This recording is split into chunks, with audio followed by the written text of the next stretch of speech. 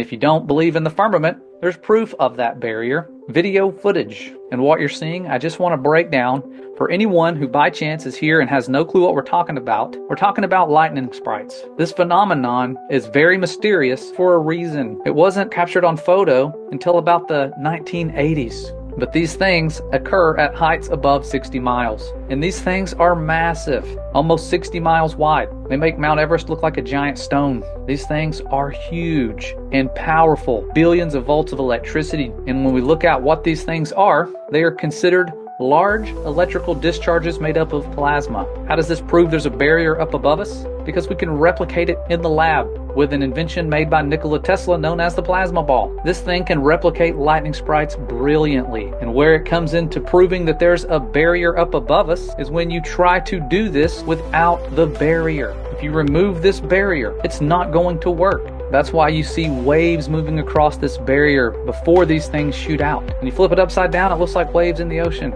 And they haven't just been captured on video by NOVA, they've been captured by astronomers.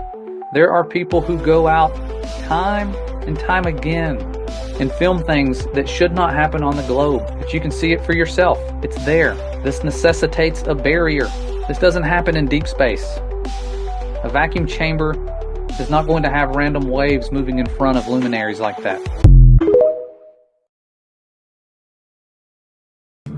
The burden of proof fallacy. This fallacy, also known as shifting the burden of proof, occurs when someone demands that the opponent prove their position, while failing to provide evidence for their own claims.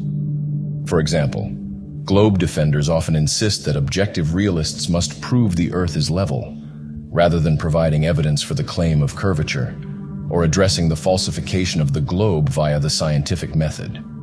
Since the level Earth is empirically demonstrable, this tactic shifts the responsibility away from proving their own position, and avoids engaging with the actual evidence presented for level Earth.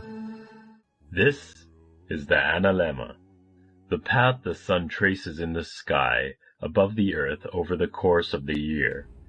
You may have been introduced to this graph in school, but it was probably not much more than a brief honorable mention, associating it with old-school navigation in an era long past.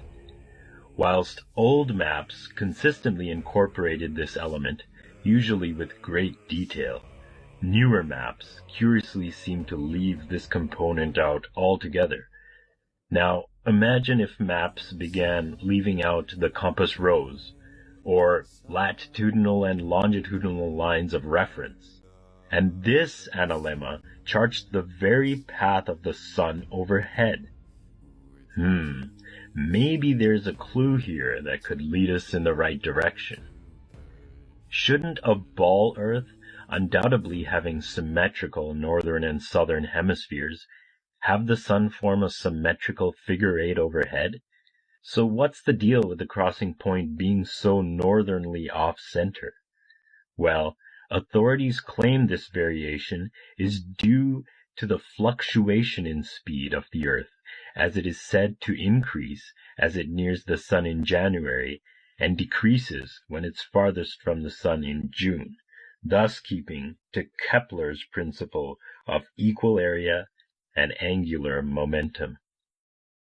But looking at the actual alleged orbit of the Earth, which forms a near perfect circle, supposedly, it simply doesn't match the analemma's variation, despite the analemma being in fact how the sun observably travels back and forth between the tropics in its yearly circuit over and around the flat Earth. In fact, so stark is this discrepancy that some modern textbooks have even gone so far as to revise the shape of the analemma into a perfect figure eight, which any navigator would have considered misinformation, an oversimplification of the actual graph. But the analemma, curiously, is not the only thing they've removed from their public curriculum over time. So investigate the subject for yourself and ask questions.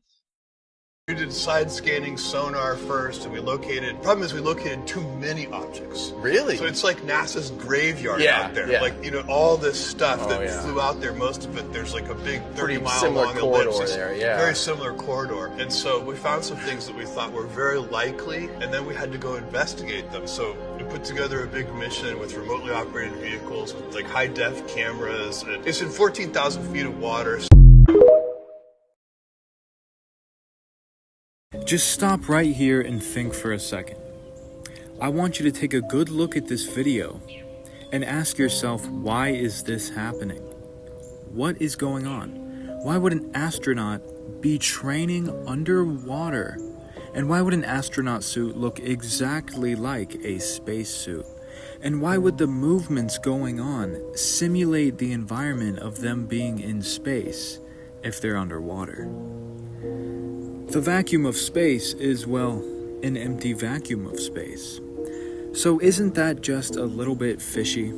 Now this guy's really important. He's saving the world, and he's telling us exactly how he's doing that by simulating the environment of being in space by putting astronauts underwater. Pretty crazy. But of course, they're actually in space, and those heroic astronauts are training to go in space by going underwater. Isn't that pretty amazing? Is that a satellite? And do you guys remember that movie called Fly Me to the Moon? Now, can you remember what that movie was about? That's pretty interesting, isn't it? Now, I wonder why Hollywood would put out a movie like that.